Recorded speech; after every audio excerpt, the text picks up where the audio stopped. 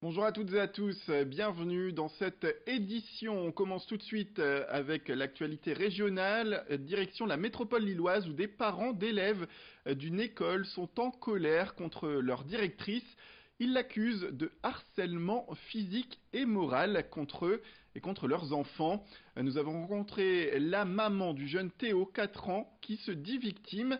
Elle a lancé une pétition après plusieurs altercations selon elle et a récolté une quarantaine de signatures au sein de l'établissement. Les parents ont envoyé également des lettres et des plaintes à la mairie et au rectorat, le tout avec des réponses nulles. Nous avons contacté d'ailleurs les deux structures qui n'ont pas répondu à nos sollicitations. On écoute tout de suite la maman du jeune Théo.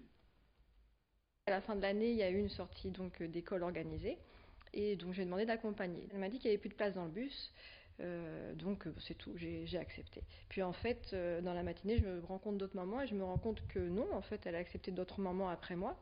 Donc le midi, en revenant chercher mon fils, je lui demande des explications. Pourquoi j'ai pas le droit d'accompagner par rapport à d'autres mamans.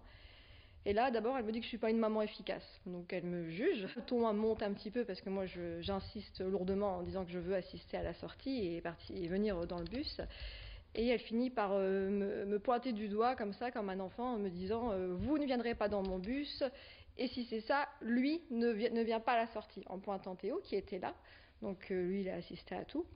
Et en partant, Théo m'a dit Madame Moreau ne veut pas de moi, ne veut pas de moi et de toi dans le bus. Maman, elle ne veut pas de nous à la sortie.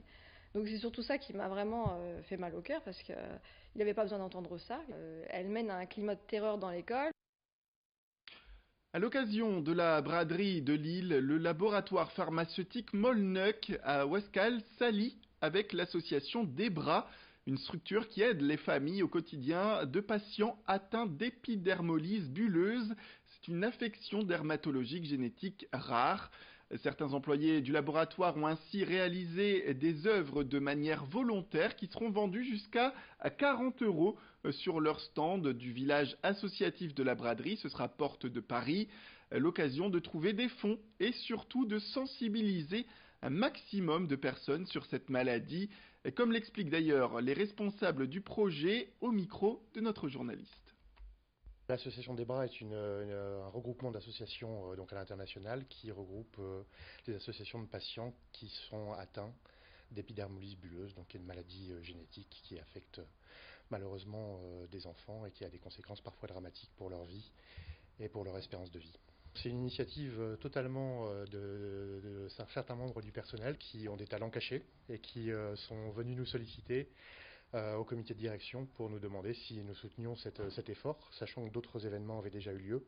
Celui-là a attiré clairement notre attention et donc nous avons laissé libre cours à cette initiative en donnant la possibilité aux employés de bénéficier des locaux, notamment pendant les heures de déjeuner, et puis en contribuant à la prise en charge de certaines dépenses comme les bombes et tout le matériel qu'il faut pour faire ces peintures.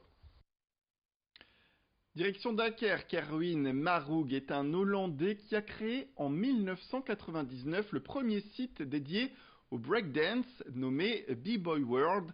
C'est un portail devenu une référence internationale au fil des années. Et en pleine tournée mondiale et en pleine préparation pour lancer la discipline aux Jeux Olympiques de la jeunesse, il est venu à Dunkerque ce lundi pour un rendez-vous trimestriel avec son partenaire officiel français.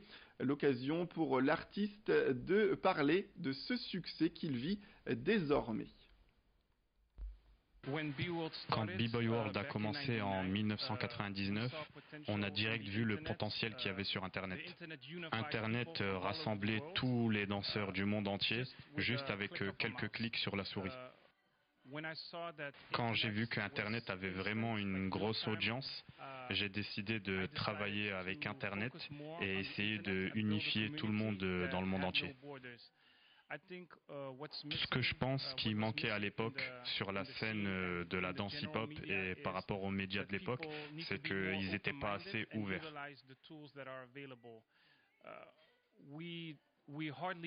On a beaucoup utilisé les médias classiques comme la télé, les posters, les flyers, et par la suite c'était vraiment sur les réseaux sociaux, avec Instagram, Facebook et tout ça.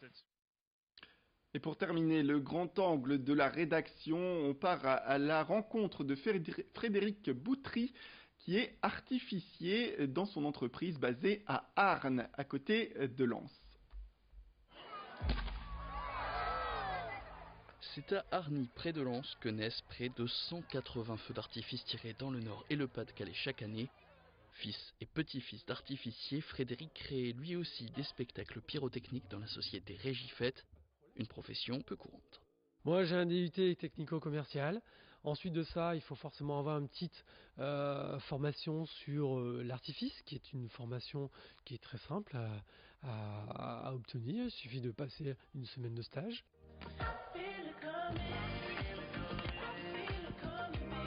Aujourd'hui, un artificier, c'est avant tout une personne polyvalente, capable d'être un commercial et de répondre à des appels d'offres très précis, mais aussi un artiste qui crée parfois plusieurs dizaines de minutes de spectacle non-stop et qui doit aussi acheter les fusées qui correspondent à ce qu'il imaginait, car non, les feux d'artifice ne sont pas fabriqués sur place. On va déjà nous faire une présélection auprès de différents fabricants, anglais, italiens, espagnols. On y va chez eux, on passe une commande, un peu comme un peintre qui lui va pouvoir voir un peu ses pots de peinture, je voudrais cette nuance-là, cette couleur-là. Voilà, nous on achète nos bombes, on achète nos produits en vrac, nos couleurs, nos effets, et à partir de là, on assemble tout ça, comme le peintre, qui lui a ses différents pots de peinture, il va prendre du bleu, du vert pour peindre un joli tableau. Nous c'est exactement ça, on fait la même chose. Mais avant d'accéder au terrain, il faut pouvoir imaginer le show qui sera présenté, et pas question d'essayer les fusées avant le jour J.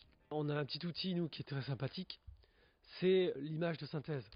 Ça nous permet forcément, par rapport toujours évidemment à l'informatique, de voir ce qui se passe, de programmer et de peut-être faire quelques petits changements de couleurs, de nuances, d'angles par rapport à ce qu'on avait envisagé de présenter aux clients. Et pour nous, de l'autre côté, lorsqu'on propose un projet, on l'a déjà vu en image de synthèse, mais on est seul à l'avoir vu.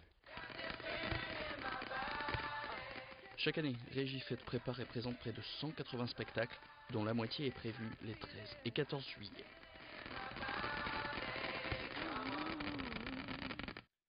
Voilà, c'est la fin de cette édition. Merci à toutes et à tous de nous avoir suivis. Restez avec nous, l'information continue. Tout de suite, retrouvez vos prévisions météorologiques complètes. Sans oublier un prochain flash avec de nouveaux titres au prochain quart d'heure.